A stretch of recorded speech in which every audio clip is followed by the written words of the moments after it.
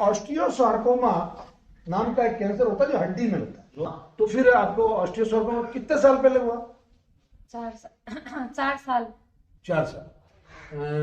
First time जब पता चला तो कुछ हल्का सा चिंता जैसा कुछ हुआ दिमाग में? वैसे तो कुछ नहीं हुआ, लेकिन बाद में शुरू में तो पता ही नहीं था ना। हाँ। फिर वहाँ पे चेकअप करवाए तो वो बोले कि बायोप्सी करनी पड़ेगी, बायोप्सी के लिए सीधा मार के 3 टाका देंगे। तो इसलिए हम वहाँ से तुरंत आ गए यहाँ पे। फिर जयपुर में बायोप्सी करवाई। फिर वो बोले कि कीमो कराना पड़ेगा, ऑपरेशन होगा फिर, लेकिन गारंटी नहीं है।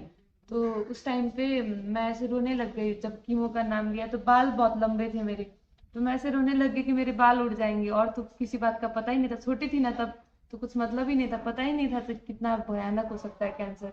तो मैं इसलिए रोने लगी कि मेरे बाल चले जाएंगे। तो मैं ऐसे रो रही थी तो वहां पे लिफ्ट के पास एक आंटी आई। तो उनके पेट में ट्यूमर था, तो वो यहीं से इलाज कराती थी। तो उन्होंने पूछा कि भाई क्यों रो रही हो? तो पापा मम्मी बोले कि ऐसे ऐसे हो गया। तो उन्होंने फिर हमें एड्रेस दिया। तो अब तो सब जगह नेट पे आ गया, फिर अब तो मैप्स में भी दिखाते हैं, फिर साइन बोर्ड लगे हुए हैं। तो तब तो कुछ भी नहीं था, ऐसे ये भी नहीं था और साइन बोर्ड्स भी नहीं थे। तो हम ऐसे ढूंढते ढूंढते घूम गए, पहले तो बहुत दूर गए, फिर वहां से वापस आए। फिर एक अंकल मिले आगे गांव में, फिर उन्होंने रास्ता बताया। पता नहीं वो रात को कहाँ से 4 बजे ऐसे भगवान के जैसे आ गए। हम तो घूम ही गए थे। फिर गाड़ी मुड़ने की जगह भी नहीं थी, पतली सी गली आगे गांव में, फिर वहां से मुड़ गए। फिर आए ढूंढते ढूंढते, तो इन्होंने दवाई दी।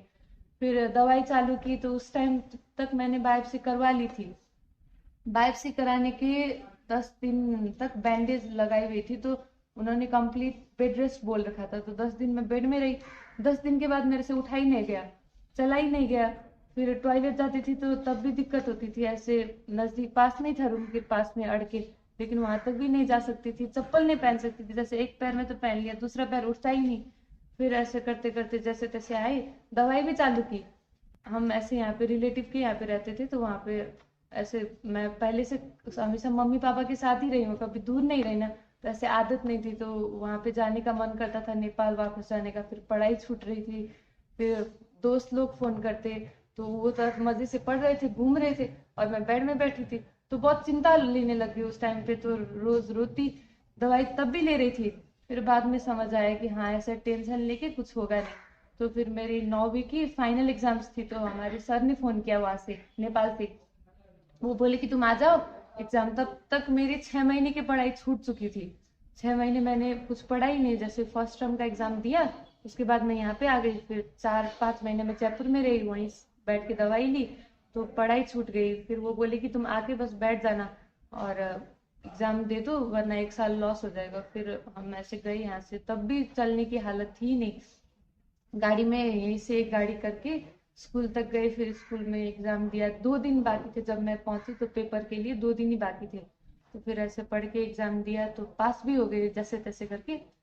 फिर उसके बाद 10वीं आ गई। तो 10वीं में वहाँ पे बोर्ड होते हैं, यहाँ पे भी होते होंगे।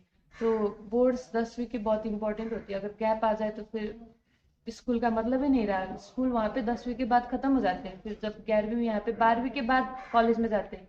हम 10वीं के बाद कॉलेज जाते हैं। तो फिर कॉलेज आगे पढ़ने का कुछ होता ही नहीं, स्कूल में गैप आ जाता। तो मैंने कहा कि नहीं, मैं तो यहीं पे बैठ के पढ़ूंगी। फिर पापा आए, वो दवाई लेके गए यहाँ से, मैं नहीं आई। फिर वहां पे 1 साल तक वहीं पे बैठ के मैंने दवाई ली। 1 साल तक मैं आई ही नहीं, वहीं पे दवाई लेती, स्कूल जाती। फिर बीच में आती दवाई लेने। फिर बीच में मेरी क्लास भी होती। शाम को हम 8 बजे तक हॉस्टल में रहते, तो मम्मी आती स्कूल में, वो चटनी नहीं होती थी शाम के 6 बजे। सुन रहे हो सब लोग? मम्मी स्कूल में मतलब लेके आती। माँ दवाई स्कूल से लेके हॉस्टल जा रही है, इसको दवाई लेना बोलते हैं। फिर मैं दवाई लेने करते करते 10वीं में पास हो गई। फिर उसके बाद मैं फिर से यहाँ पे आई, फिर दवाई ली, फिर गई, फिर 11वीं में एडमिशन ले लिया। ऐसे करते करते करते करते 11वीं 12वीं पास हो गई। तो तब तो मैं चल भी नहीं सकती थी। फिर धीरे धीरे करके अब तो मैं दौड़ भी लेती हूँ, यहाँ से लेके वहां तक कहीं भी दौड़ लेती हूँ। वैसे दूर तक भी दर्द नहीं होता। पहले मैं रात रात भर सोती ही नहीं, जलन होती थी, बहुत ज्यादा जलन होती थी। तो रात होते ही और पैर ऐसे फूलने लगता, बहुत ज्यादा जलन होती। तो रात को नींद नहीं आती। दिन में स्कूल जाती तो फिर दिन में ऐसे ऐसे होते रहता। दिन में वो जलन नहीं होती, जलन सिर्फ रात को होती, लेकिन दर्द दिन में भी होता था।